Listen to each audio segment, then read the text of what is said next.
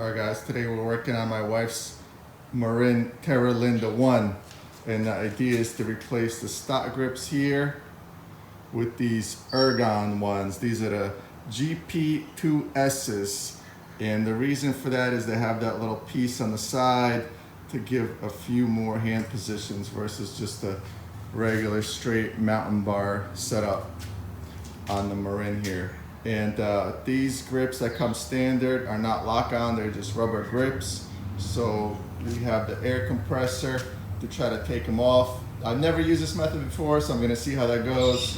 But once I pop off these guys, these will go on very easy because they're just the lock-on type. And I had these on one mountain bike before, but didn't get too much experience with them as I had sold a mountain bike before I got too many miles on these, and they were okay. You do have to set up the grip perfect because it has this platform, so you want to have your wrist in a very neutral position, otherwise this thing just gets in the way. And the other part is that you can't wrap your fingers all the way around, so it does take some getting used to, but you can watch other channels for reviews of these grips. I'll maybe give a feedback after I run them for a while, or my wife does, see what she thinks of them. But the good thing about them is they do have this integrated sidebar that can be rotated independent of the grip. So you could set up the rotation of the grip in this flat part and then independently tilt this end piece to align with however you want to grip that. So that's a good thing. All right, let's get to taking off the stock grips. And after that, we'll mount these guys. All right, pardon the noise. I'm gonna turn the compressor on. It might get a little bit loud, but let's go ahead and give it a go. I'm using this tip here on the compressor, and the idea is to blow this inside the grip and have the compressed air just blow the grip right off the bike.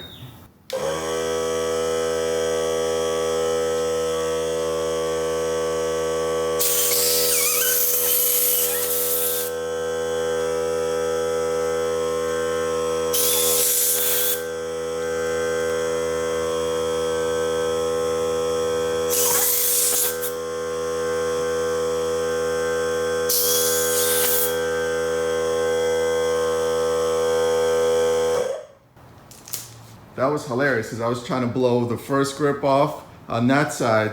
The other one just came out by itself. I didn't have to do anything for that. Very funny. That was very easy. A great method for removing these grips. And a quick note on the stock grips. These are actually pretty good as far as rubber grips go. They're very soft, good texture. They're kind of tacky. So no complaints actually about these guys, other than they're not lock-ons, which obviously are much easier to work with. So not too bad. All right, now for the Ergon grips here. Good packaging too. I just lost the end cap. Let me grab that. Here's the end cap that sits in there. We don't need that at the moment. So this grip, gray side up. And again, here's the functionality where you can rotate this piece to have your wrist flat, but then if you want to be on the side, it could be elevated a little bit. So pretty cool. Actually, now that I think about it, obviously I can't use this end cap with the stock one in place, so I am going to go ahead and remove that, and we'll just roll with the branded ones.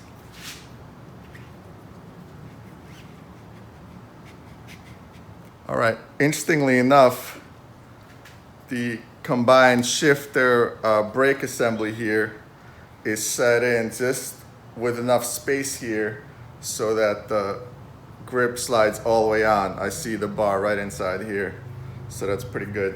So I'm just gonna leave that loose now. I'll slide the other one on, then we'll put the bike straight on the ground so we could adjust the angle of this to better suit the riding position.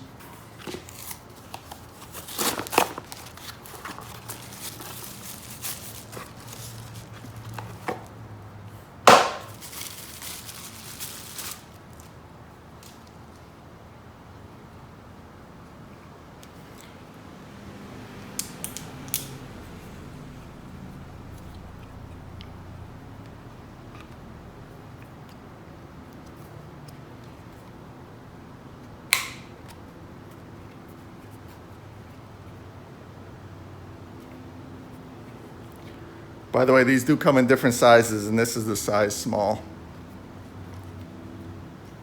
Take the end cap out of this side.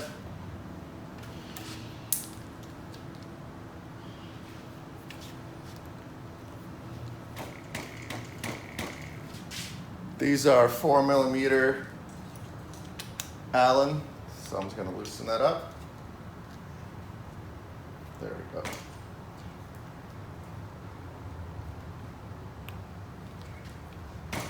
Okay, let's drop the bike off the stand and set these up.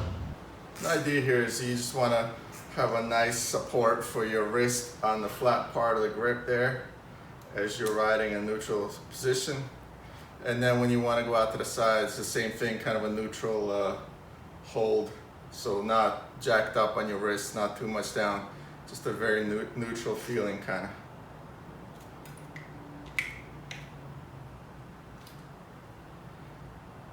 All right, somewhere around there. Now I'll put the end caps in, and there's a little slot here that rides in the gap. So there's only really one way to install these.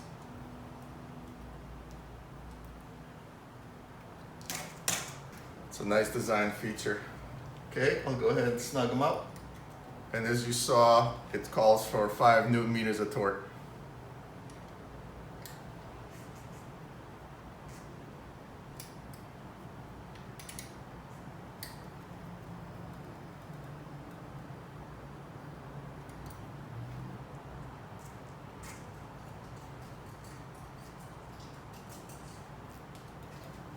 All right, folks, that's all that takes. Obviously, we'll make some adjustments after the test ride, but for now, hopefully the wife's happy. Thanks for watching. I'll see you next time.